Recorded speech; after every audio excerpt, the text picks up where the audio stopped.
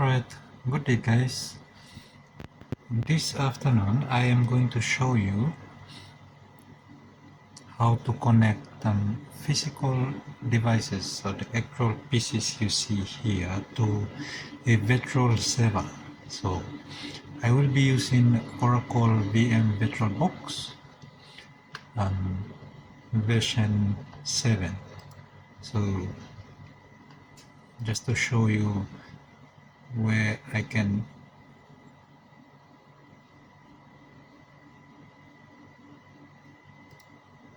Okay, so there you go. It's Virtualbox 7.0.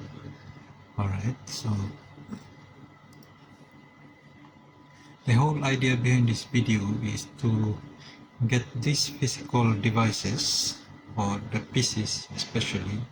So the equipment I have here is, this is the host PC that is hosting the guest virtual machine, which is Seva 2012. Sorry,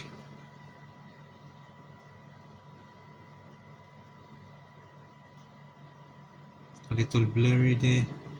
There you go, virtual Seva running Seva 2012. So this is what I have right there. Alright, so the devices I have is D-Link unmanaged switch and another PC, standalone PC that I will be using to connect to the server 2012. Okay, so before we go deep into that, first thing you need to do is check the network adapters. Make sure you select the adapter, the appropriate adapter, which is the bridge adapter, and below it, if you have other names apart from the Intel Ethernet connection, you can select this correct driver. Okay, so just this is the adapter that is used to connect physical devices to the virtual network environment. Sorry, can close it.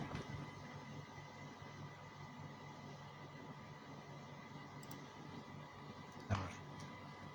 So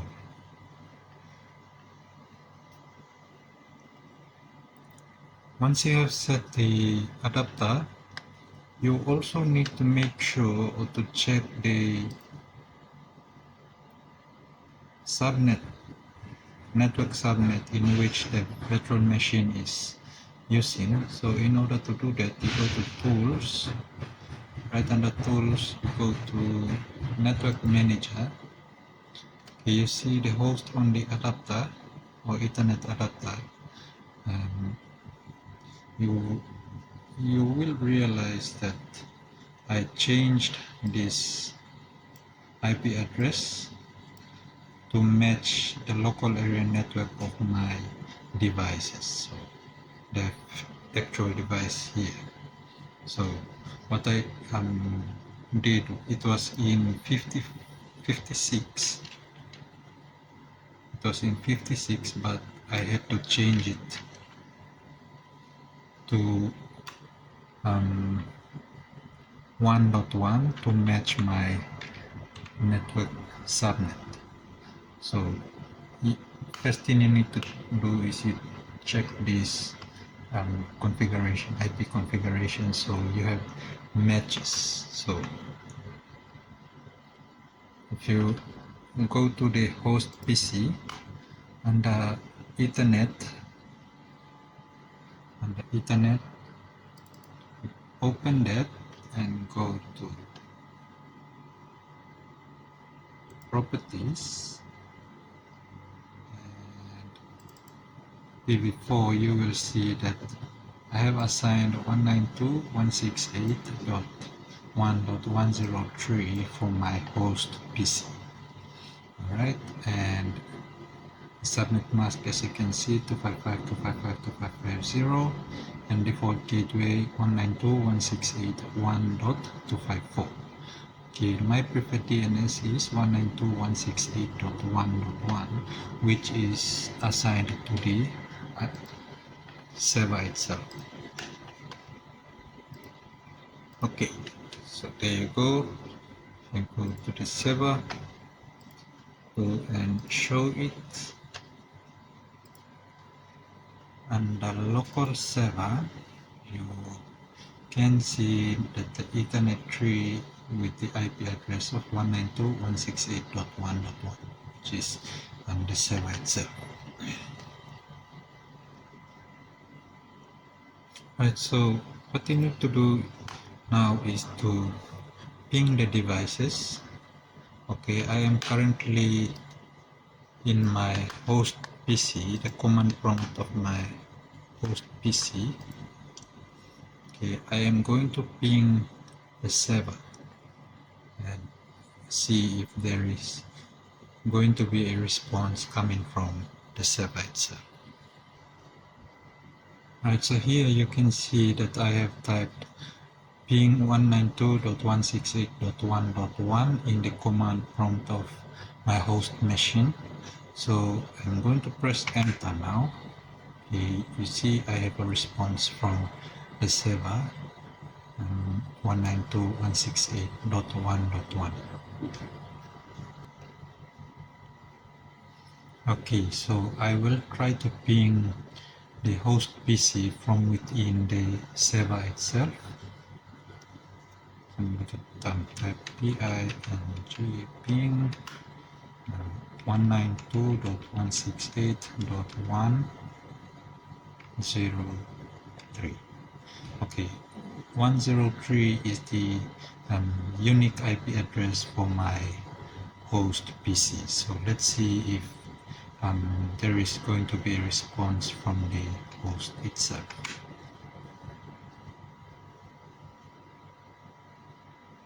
Okay, we have request timeout, destination host unreachable.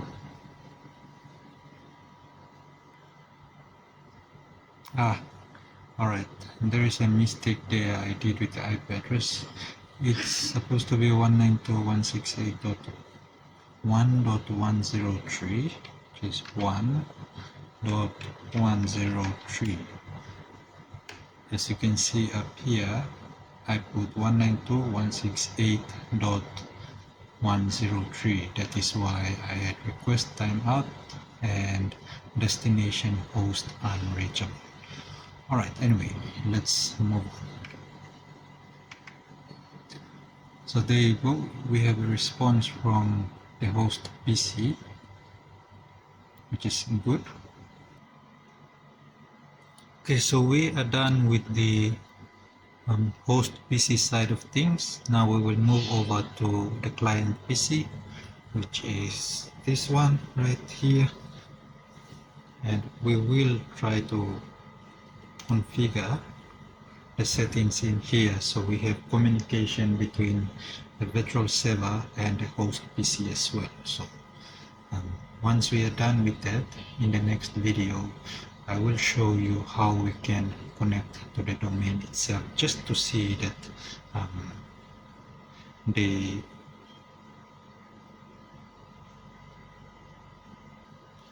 just to show you or to see that you are able to connect physical devices to virtual host servers,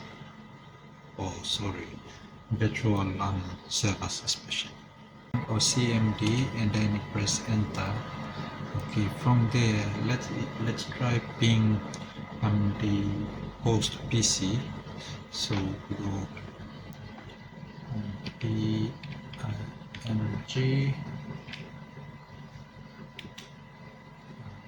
192.168.1.103.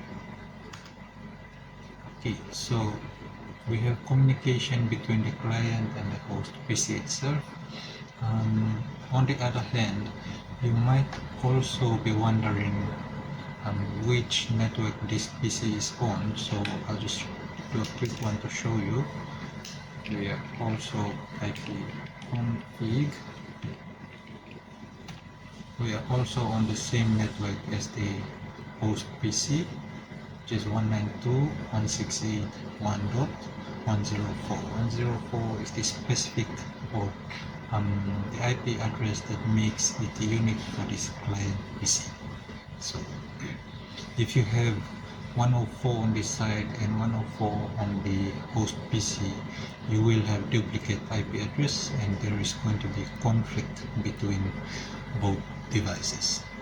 Okay, so it is best you have unique IP address for each of the networking devices. Alright, so from here, let's see if we are able to talk with the server from the client. So just remove this 1.1. So we're going to ping the server from the client PC. Okay, there you go. You will have a response coming back from 1.1, that is the server itself. So you have communication between the client and the server as well, which is a good thing. Okay, so once you're done with the pinging of the IP address between the client and the server, what we will do now is to add this client onto the domain of the server itself. So go to this PC right there, and you go to properties. Under properties, you go over to change settings. Okay, I'll just bring this over here. Change settings, go to change, and you click on domain. So in the domain, that is where you will add the domain server. So my domain server or the domain name is hw lab.local. Okay, once you're done with it, you can have different domain names for your server. For my case, I used this hw lab.local. Sorry, yes, there you go. So once you're done, go to OK, and you will have the Windows security asking for your credentials. So this is where you will enter the credentials for your domain. So okay, I'm going to type in mine.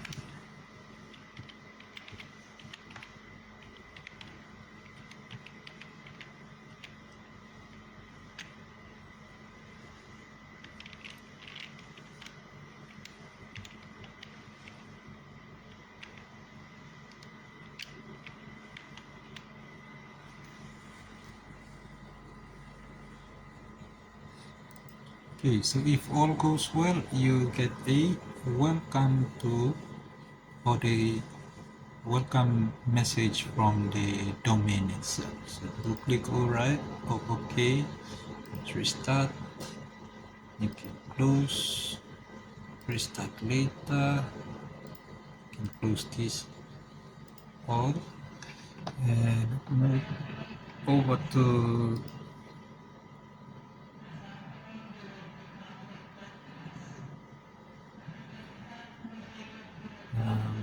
what, or you can restart, or otherwise you can sign out.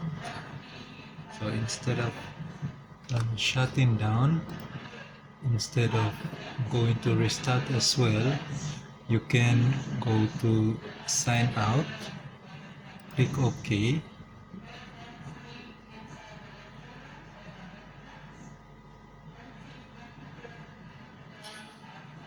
Alright, so when you're on the domain, you will able to see that you have other users there. Alright, so if it's a standalone PC, you have only one local account, or depends on how many local accounts you've created in your standalone machine. But, if you have created one, like for my case, I have only one local account which is the trainee. Okay, when you add a PC to the domain, you will also notice that you have other user there. So that means you have successfully added your local machine or standalone machine onto the um, domain. So I have created mine, a username within the server itself. So I will enter my credentials.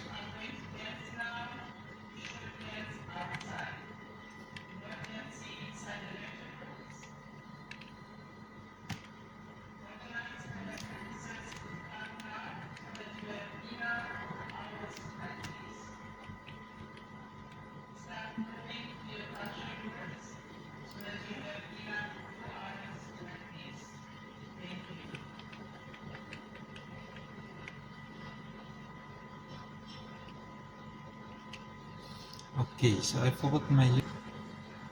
Alright, so I've entered my credentials.